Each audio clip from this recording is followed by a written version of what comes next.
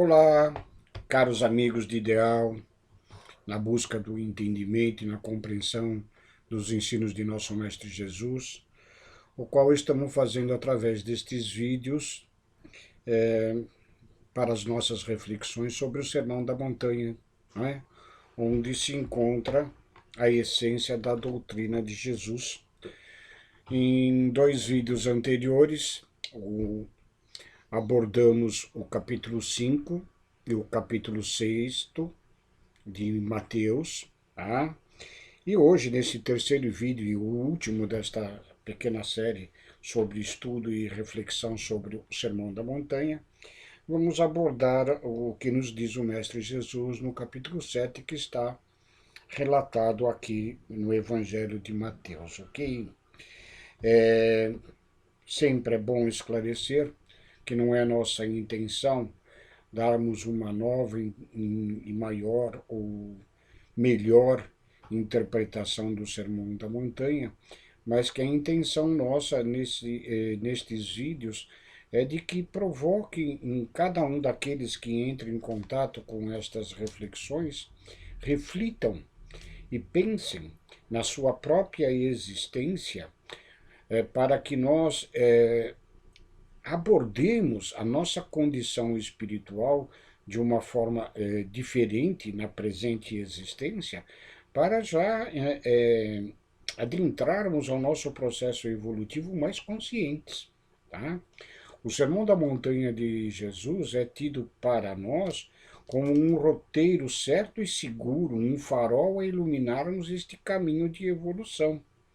São nas nossas atitudes condizentes com estes ensinos morais de Jesus, é que nós vamos acelerar o nosso processo de evolução, eximindo-nos de muitos sofrimentos no futuro, nesta existência mesmo ou nas próximas, ok?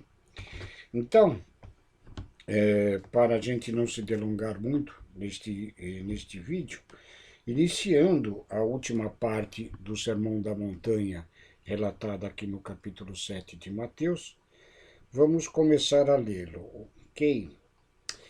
E Jesus, na continuação do seu sermão, ele diz o seguinte: Não julgueis para que não sejais julgados, porque com o juízo com que julgardes, sereis julgados, e com a medida com que tiverdes medido, vos hão de medir a vós.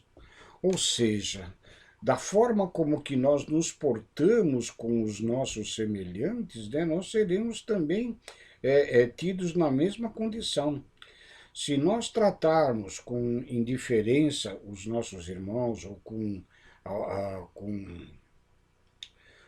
com raiva, com ira, da mesma forma há o reflexo, porque o ser humano, ainda na fase em que se encontra do seu processo evolutivo, né, ele não está acostumado a agir corretamente, ele reage às instigações que são feitas para eles.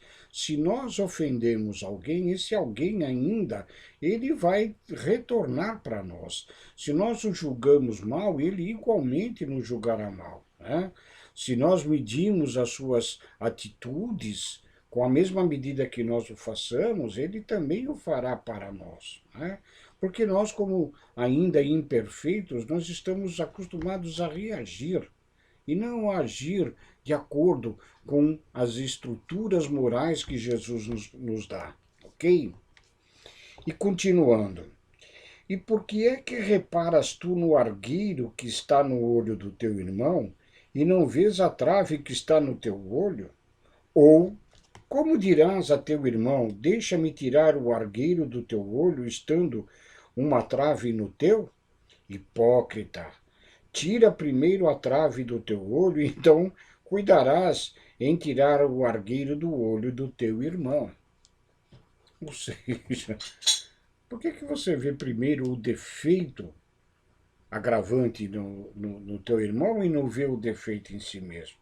Aqui Jesus está nos mostrando, e a doutrina esclarecedora da nossa condição espiritual nos esclarece de que nós ainda vemos muito mais e condenamos muito mais o defeito nos outros do que em nós mesmos. Nós somos cruéis e exigentes contra a perfeição daqueles que nos rodeiam e somos muito condescendentes com as nossas próprias imperfeições.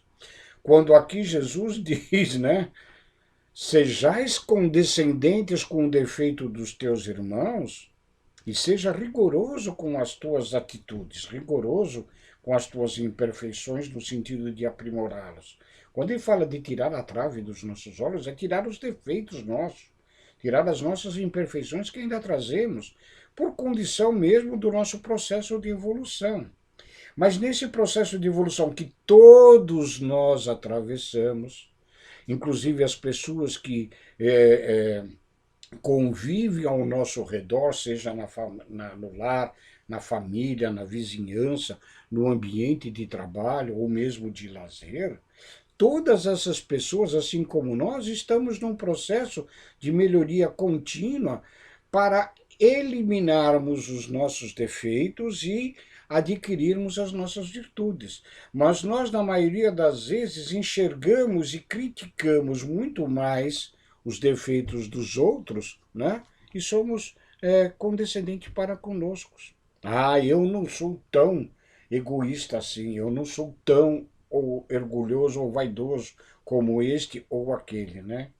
Sejamos mais condescendentes, mais benevolentes para com os outros, sabendo que os mesmos defeitos que nós apontamos neles, nós os temos em nós também, e às vezes mais graves. Então sejamos condescendentes com o próximo e mais rigorosos conosco mesmo. E na continuação deste sermão, que é uma admoestação moral para nós, um alerta, um aviso para que nós atentemos a estas condições, Jesus continua. Não deis aos cães as coisas santas, nem deitem aos porcos as vossas pérolas, para que não as pisem com os pés e voltando-se vos despedacem.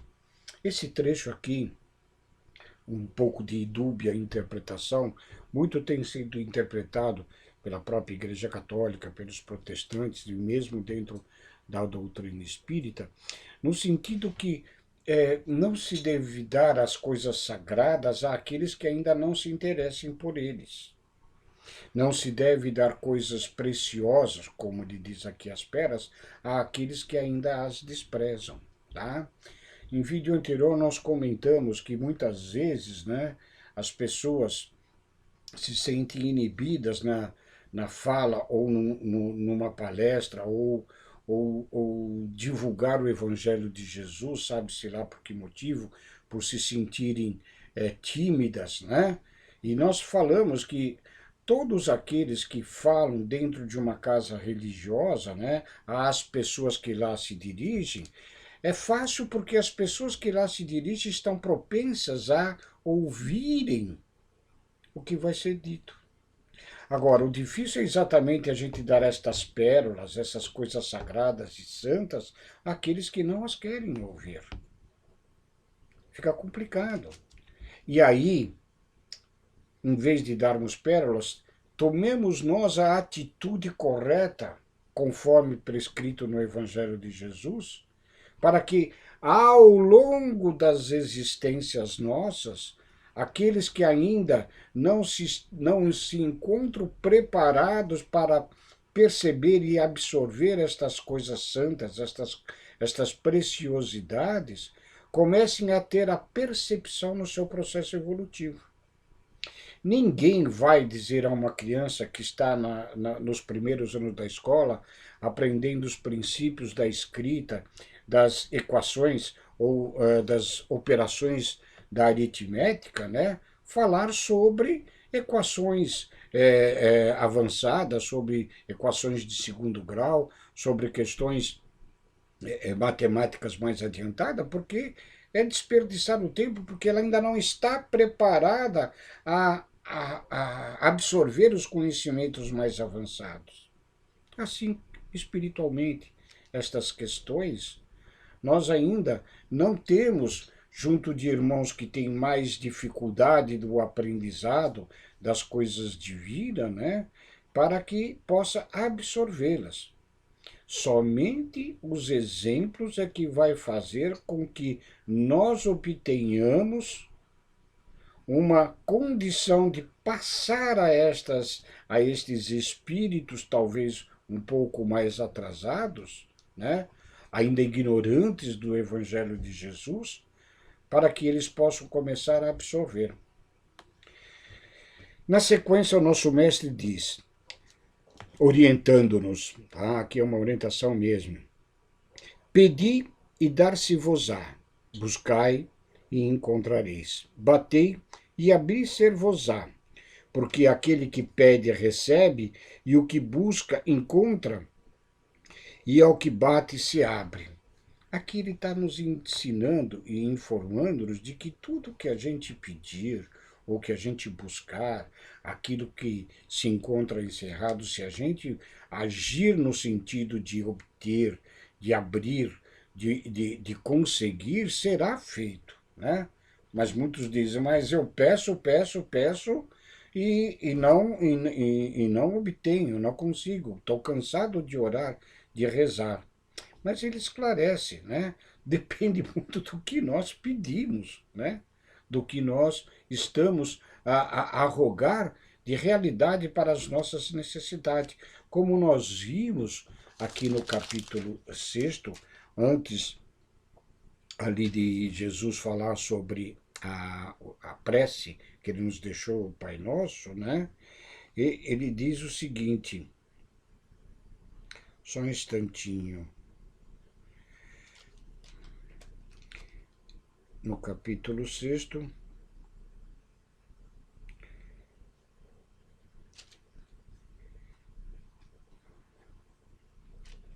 aqui.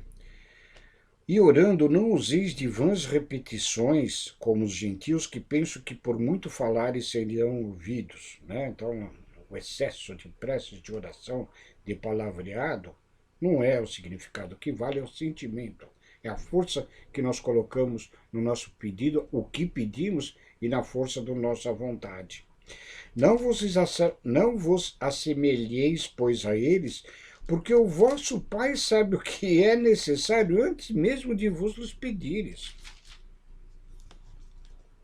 Se a gente pedir coisas que não são necessitadas a nós, de fato nós não vamos obter. E junto a este ensinamento, a esta informação que nos dá que tudo que a gente pede vai ser obtido, mas eles esclarecem seguindo. E qual dentre vós é o homem que, pedindo-lhe pão ao seu filho, lhe dará uma pedra? Qual é o pai que o filho pedindo pão, ele vai dar uma pedra? Ele vai dar o que é bom para o filho. E se pede-lhe um peixe, vai lhe dar uma serpente. Se pede coisas boas, por que vai dar coisas ruins? Se vós, pois, sendo maus, sabeis dar boas coisas aos vossos filhos, quanto mais o vosso Pai que estás nos céus dará bens aos que lhes pedirem. Portanto, tudo o que vós quereis que os homens vos façam, fazei-lo também vós, porque esta é a lei e os profetas. Veja que os dois ensinamentos contidos nesse sermão, de que o Pai já sabe de antemão o que nós precisamos antes mesmo de pedirmos. Mas se nós pedirmos coisas que não nos são benéficas, elas não serão concedidas, evidentemente, porque ele já sabe o que nós pedimos. E se nós pedirmos coisas boas, ou seja, se nós buscarmos, encontraremos, se nós batermos e nos abrirá, e se nós buscarmos, acharemos, mas as coisas que não são necessárias, as coisas que não são boas. Diante das dificuldades que nós atravessamos nas existências, né? Se nós pedimos para que elas sejam eliminadas, sabendo agora que estas coisas que nos são desagradáveis, mas são necessárias ao nosso aperfeiçoamento moral, o que nós temos que pedir não é que eliminemos estas provas, e sim é que nós tenhamos a força e a coragem para superá-las. Se nós estamos numa existência em que temos que vencer determinadas tentações de erros cometidos no passado, não adianta a gente pedir que as tentações sejam eliminadas, pois dessa forma nós não provaremos o nosso valor da virtude alcançada e do defeito eliminado. Devemos sim pedir aquilo que nos dê condições para que vencemos as tentações. Não é à toa que Jesus coloca ao final da sua prece, da prece que ele nos ensinou, que diz assim: e não nos induzas à tentação, mas livrai-nos do mal que nós podemos praticar. Não nos deixeis cair nas tentações que ainda temos das nossas imperfeições, mas livre-nos do mal que nós possamos praticar. É o que este trecho nos ensina, e isto para as nossas reflexões é fundamental. Principalmente se a gente fica orando por tanta coisa que não é necessidade nossa. E aqui, ao encerrar esta fala, ele dá a senha de ouro, né? A máxima, o versículo principal das nossas relações entre os homens. Portanto, tudo que vos quereis que os homens vos façam, a nós, fazei-o também vós, porque esta é a lei e os profetas. Ou seja, faça aos outros aquilo que vocês gostariam que fizesse a vós.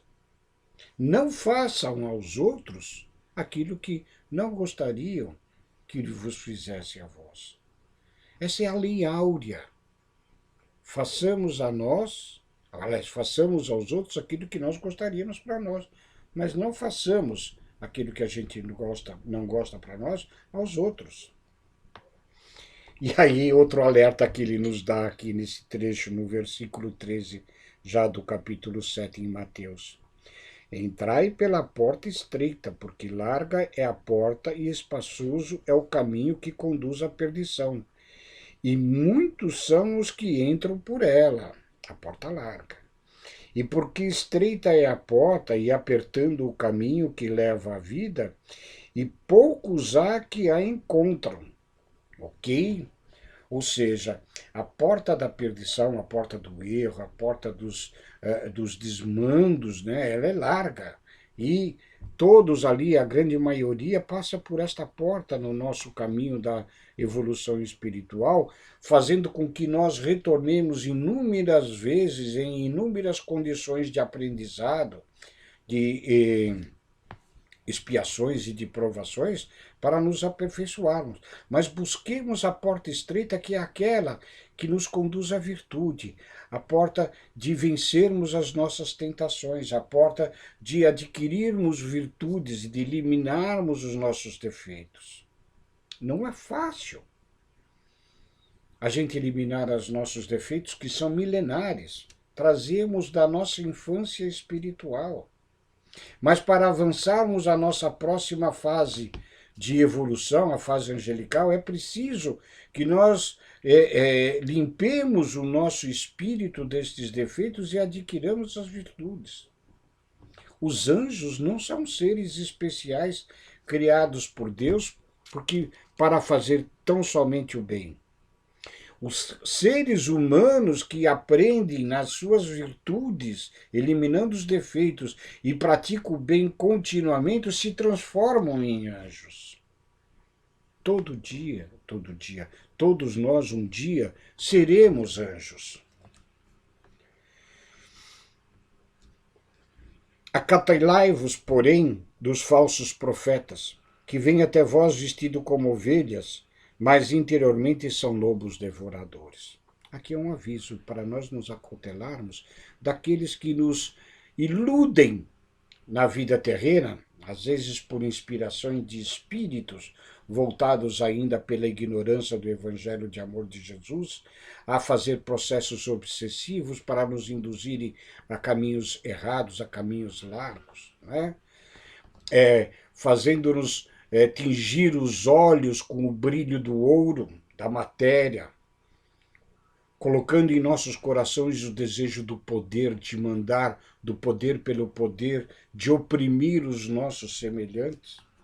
Tantos falsos profetas cruzam o nosso caminho na existência, fazendo com que nós nos iludamos perante estas situações da conquista de bens materiais, de poderes e títulos nobiliárquicos aqui na terra, que nada nos conduzirá à porta estreita da nossa salvação. Acautelai-vos, pois, vós, dos falsos profetas que vêm até vós vestidos como ovelhas, mas interiormente são lobos devoradores. É pelos seus frutos que os conhecereis. Porventura colhem-se uvas dos espinheiros ou figos dos abrolhos? Assim toda árvore boa produz bons frutos, e toda árvore má produz frutos maus. Não pode a árvore boa dar maus frutos, nem a árvore má dar frutos bons.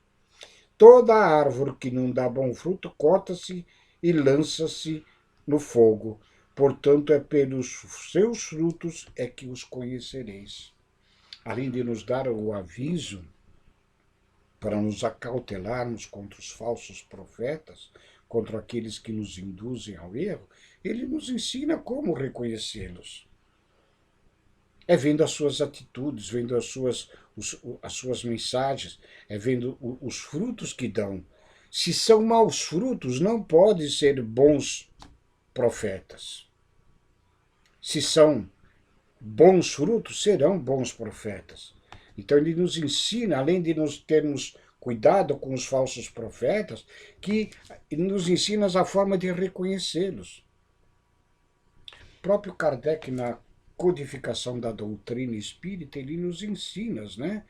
E perante até um alerta que João Evangelista faz no seu evangelho, quando João nos alerta para o seguinte: escutai os espíritos, mas observai para que escutar aqueles que são os espíritos de Deus.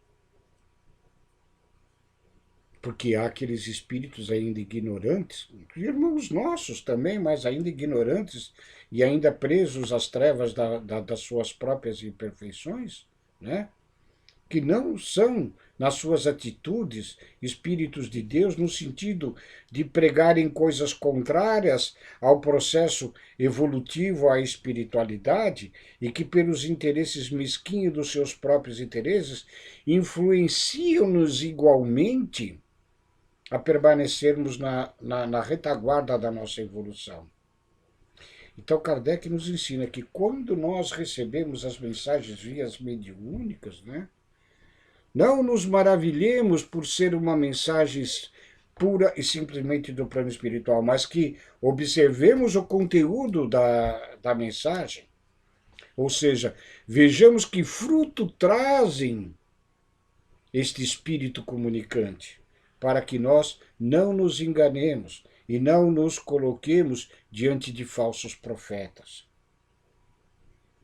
de falsos mensageiros.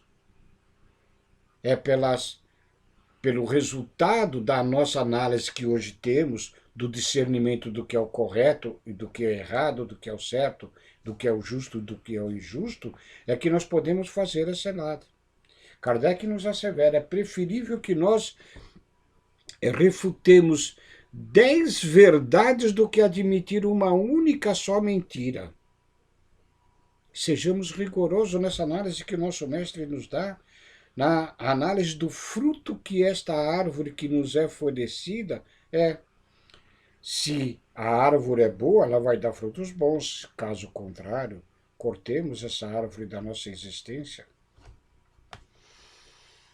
E aí, o outro aviso para nós, né, daqueles que muito batem no peito, Senhor, Senhor, muitas orações, né, como ele relata na oração entre o fariseu e o publicano, né, que uns oram para Deus diante de todos os homens, é aquele que ora secretamente, né? E ele diz o seguinte: nem todo que me diz Senhor, Senhor entrará no reino dos céus, mas aquele que faz a vontade de meu Pai que está no céu. Não basta dizer Senhor, Senhor, não basta nós proferirmos as orações, não basta falarmos do Evangelho de Jesus, é preciso que nós o pratiquemos. A este respeito, há uma outra passagem de Jesus, onde os fariseus pergunto como saber qual a vontade de Deus, como fazer a vontade de Deus. E aí Jesus conta uma pequena historieta. Havia um senhor da vinha que, tendo 2 filhos, ao primeiro ele diz: vá trabalhar na minha vinha. E este filho, meio que revoltado, diz: não, não quero, não vou. E ao segundo filho, o senhor da vinha também diz: vá trabalhar na minha vinha. E este filho responde: sim, meu pai, eu vou. Acontece que, depois, aquele que tinha falado rebeldamente que não iria, ele decide ir trabalhar na vinha. E aquele que falou bondosamente ao pai que iria, não vai trabalhar na vinha.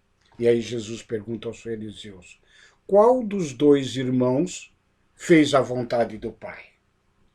E eles foram obrigados a responder: o primeiro. Né? Então não adianta nós dizermos que somos religiosos e não praticamos o que Jesus nos ensina. E nós sabemos que muitas das vezes aqueles que se dizem ateus, descrente de toda e qualquer espiritualidade, mas que praticam atos bondosos, que praticam o bem perante todos os semelhantes por princípios inatos no seu próprio espírito, ou seja, dão bons frutos, são árvores boas, sem inclusive orarem a Deus em qualquer momento da sua existência, estes fazem a vontade de Deus, nosso Pai. Praticam o bem. Relendo esse trecho e dando continuidade. Nem todo que me diz Senhor, Senhor entrará no reino dos céus, mas aquele que faz a vontade de meu Pai que estás nos céus. Muitos me dirão naquele dia: Senhor, Senhor, nós não profetizamos nós em teu nome, e em teu nome não expulsamos demônios, e em teu nome não fizemos muitas maravilhas? Então lhes direi abertamente: nunca vos conheci, apartai-vos de mim, vós que praticais a iniquidade. Ou seja, aqui aqueles que falam em nome de Jesus, profetam palavras em nome de Jesus, ensinam em nome de Jesus, mas não praticam o que Jesus nos ensina, ele diz: apartai-vos de mim, vós que proferis iniquidades. Não adianta vocês ficarem falando Jesus, Jesus. Né? E na sequência final deste 7º capítulo e final do Sermão da Montanha de Jesus, concluindo os seus ensinamentos, Jesus nos diz: todo aquele, pois, que escuta estas minhas palavras e as pratica, semelhei ao homem prudente que edificou a sua casa sobre a rocha. E desceu a chuva, e correram rios, e assopraram ventos, e combateram naquela casa, e ela não caiu, porque estava edificada sobre a rocha. Ou seja, a casa aqui é o Espírito, somos nós. O Espírito que ouve as palavras de Jesus, as estuda, as reflete e as pratica principalmente, tem as suas atitudes voltadas com todos estes ensinamentos que Jesus coloca aqui no Sermão da Montanha, é aquele que tem o seu espírito fortalecido. Pode vir as tempestades, os falsos profetas, os espíritos obsessores de quaisquer espécies que sejam, e esse espírito fortalecido na prática dos ensinos de Jesus não cederá, não cairá, permanecerá firme, e o seu processo evolutivo está garantido. E ele ainda observa: porém, e aquele que ouve estas minhas palavras e as não cumpre, não as praticam, compará-lo-ei ao homem insensato que edificou a sua casa sobre a areia. E desceu a chuva, e correram rios, e assopraram ventos, e combateram aquela casa, e caiu, e foi grande a sua casa. Ou seja, muitos em nós, na nossa humanidade, dentro do cristianismo, seja de que escola religiosa for, protestante, católico, espírita, qualquer corrente voltada para os ensinos de nosso Mestre Jesus, né? Que estudam, leem e conhecem esta doutrina de amor de Jesus, mas que nas horas das suas existências, diante de toda e qualquer dificuldade, qualquer problema, esquecem-se destas lições e não a praticam, que deem ouvidos aos falsos profetas, que veem o argueiro, a trave no olho do seu irmão, mas não vê a sua própria, que o seu orgulho e sua vaidade está acima de todo e qualquer outro semelhante seu, que o seu egoísmo o faz cego perante as necessidades do seu próximo e tão somente os seus interesses é que importam. Esta casa aqui representa o espírito daquele que, não praticando os ensinos de Jesus e o sabendo, e Jesus diz, né? Muito será pedido, muito será cobrado aquele que mais recebeu de ensino. Estes espíritos são comparáveis pelo nosso mestre àqueles que encontrar-se-ão perdidos. A casa, o seu espírito está combalido. O seu processo evolutivo está comprometido. É certo que, segundo a doutrina espírita, o espírito não regride, porém estaciona, e sabe-se lá por quantas existências estará estacionado por saber dos ensinos e não os praticar. Este é o encerramento do Sermão da Montanha de Jesus para as nossas reflexões. E aqui, para concluirmos este 7º capítulo de Mateus, o próprio Mateus, então, nos diz o seguinte nas duas últimas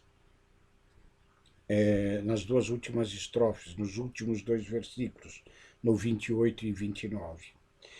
E aconteceu que, concluindo Jesus esse discurso, a multidão se admirou da sua doutrina. Por essas palavras, nós entendemos que tudo que está aqui contido no Sermão da Montanha é a doutrina do nosso Mestre Jesus. É o seu ensinamento principal. É lógico e é claro que em todas as parábolas, em todos os exemplos de existência do nosso Mestre Jesus, durante a sua existência encarnada aqui na Terra, fazem parte dos ensinos aos quais nós temos que nos atentar e refletir sobre cada um deles. Mas aqui está a essência. O próprio Mateus diz: o povo se maravilhou pela sua doutrina. Esta é a doutrina do nosso Mestre. Relembrando um pouco, em passagem rápida, do capítulo 5, onde ele nos dá as bem-aventuranças, onde ele nos dá os aperfeiçoamentos das leis dos antigos, dizendo que a nossa moral tem que ser maior do que a dos escribas e dos fariseus. Quando ele nos ensina a orar, quando ele nos ensina a não julgar. Estes 3 capítulos em Mateus é a essência do que nós temos que praticar para o nosso processo evolutivo. E no versículo 29, Mateus conclui: portanto, os ensinava como tendo autoridade e não como os escribas. Ou seja, Jesus ensinava com a autoridade do saber, do espírito da esfera crística, do governante do nosso planeta, e não como os hipócritas. Mateus diz: Jesus ensinava com a sua autoridade. E a autoridade de quem faz e pratica quando fala tem um valor muito maior. Espero que nesta série de 3 vídeos, onde abordamos os capítulos 5, 6 e 7 de Mateus, que se encontra a essência da doutrina de nosso Mestre Jesus no Sermão da Montanha, no Sermão do Monte, Tenho ajudado a todos aqueles que aqui assistiram, né, a refletirmos, como nós, na importância destes ensinos na nossa existência terrena e espiritual. Entendendo que estas reflexões que aqui fizemos é para que nós despertemos das nossas imperfeições ainda existentes em nós, mas que é necessário que nós as eliminemos passo a passo, sabendo que não é tão fácil, mas que podemos conseguir e adquirirmos as virtudes tão necessárias ao nosso desenvolvimento espiritual, garantindo as bem-aventuranças nossas que do princípio deste sermão Jesus nos prometeu. Não é tão somente pelas nossas palavras que nós vamos garantir a felicidade no reino espiritual, mas com a prática de todos esses ensinos. E assim, meus queridos amigos de ideal, continuemos no estudo do Evangelho de Jesus, a refletirmos sobre como nós estamos nos portando na nossa presente existência e que caminho nós tomaremos, o da porta larga ou da porta estreita. Queiramos nós caminharmos com fé, com força, com amor nos nossos corações, por todas as criaturas que nos rodeiam. E assim atingiremos o nosso processo evolutivo. Fiquem com Deus. Um beijo no coração de vocês.